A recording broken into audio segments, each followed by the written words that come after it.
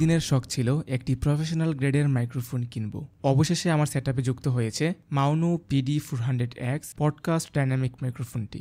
ইউটিউবে মাইক্রোফোনটির প্রচুর রিভিউ দেখছি, সবাই মোটামুটি পজিটিভ রিভিউ দিছে, একদম 10-এ 10। বক্স খুলে প্রথমে দেখতে পাচ্ছি একটি ইউজার ম্যানুয়াল, যেটা বরাবরের মতোই পড়বো না। মাইক্রোফোনটিকে স্ট্যান্ড করার জন্য রয়েছে একটি বেস প্লেট, যেটা খুবই হেভি এবং ভারী, পুরোটাই মেটালের তৈরি। এদিকে রয়েছে একটি এক্সএলআর কেবল, যেটার কোয়ালিটি টপ নচ, খুবই চমৎকার।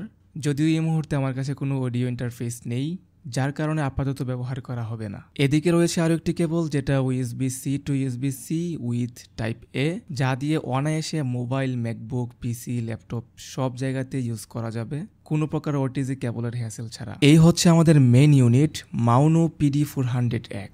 ছবি ভিডিওতে মাইক্রোফোনটিকে যেমনটা দেখেছিলাম, বাস্তবে তার চেয়েও বেশি কিউট। নিচের দিকে রয়েছে একটি এক্সএলআর পোর্ট, একটি USB টাইপ C পোর্ট এবং অডিও মনিটরিংয়ের জন্য রয়েছে একটি হেডফোন পোর্ট।